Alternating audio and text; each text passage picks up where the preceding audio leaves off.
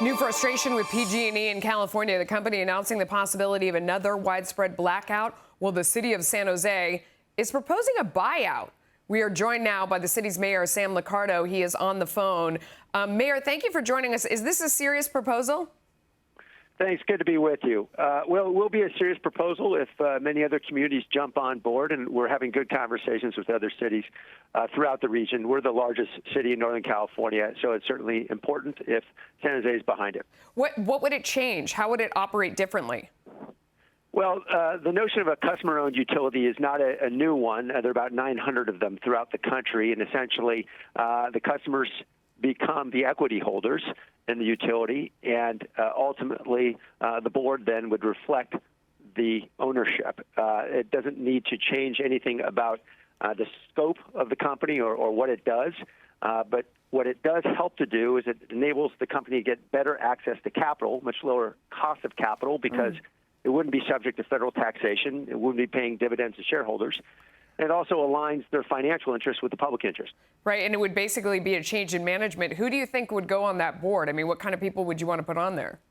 I'd hate to get too far out in front on this one, but I would just emphasize that expertise will be the most important characteristic. So, we need to have folks who understand the industry. I mean, obviously the people that are running it understand it, and they're still losing money, and they're putting people in the dark. I think some folks would say, the problem is that not enough brush has been cleared, and at the same time, there is too much capacity trying to run on a grid that needs to be upgraded, on infrastructure that needs to be upgraded. So what has stopped the infrastructure upgrade, and what has stopped more brush from being cleared? Well, you're absolutely right that there needs to be much more investment in the system, in the grid, and in maintenance. And PG&E over many years has under-maintained, even while it has distributed nearly $2 billion in dividends over a period of 2 years. So that's where the money's went? It's gone to payouts, distribution?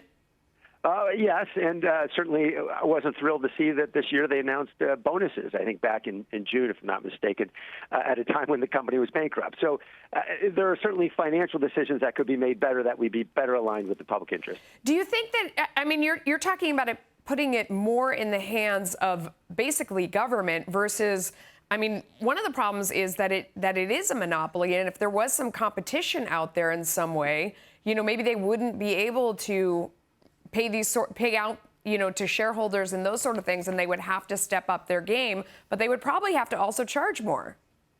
Well, I certainly welcome competition, but we have what we have, and right now, of course, it's in bankruptcy court being haggled over.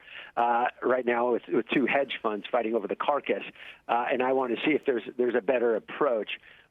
It's not government managed. It's important to distinguish this from municipalization. But it's regulated to the point where it's almost a government entity. I mean, the idea is that it's not free enterprise.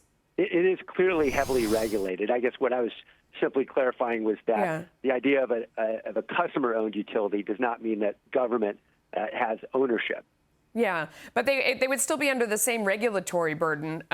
Do you not think, I mean, maybe if there was a way to kind of take the regulation off and open it up to more competition and maybe introduce competition through different types of power? I mean, is there another way to go at this? One advantage of a customer-owned utility is that the rate setting is no longer done by the Public Utilities Commission. It's done by the entity itself. And so there is some less regulation at the state level, and hopefully, as we see, particularly with community choice energy programs popping up throughout the state, a lot more competition around the procurement of power, which in San Jose right now, our local community choice energy program is beating PG&E consistently and providing lower energy. Mayor, you've given this a lot of thought. Have you tried to partner with anyone else to get this done? Or, I mean, how do you get more traction at this point? Have you brought in investment advisors, or what do you think? Yeah. There's a team led by Dan Richard, who's a former utility executive, and he's got a team that's been working on this. We're talking to other cities throughout Northern California, and particularly their community choice energy programs. And I expect in a few days we'll be able to announce we've got a substantial partnership. Thank you. PG&E, for their part, says they haven't seen the proposal. Their facilities aren't for sale. They remain focused on the safety of their customers. Keep us posted on your effort, Mayor. We want to follow it. Thank you for your time. Thank you. Have a great day. Thanks.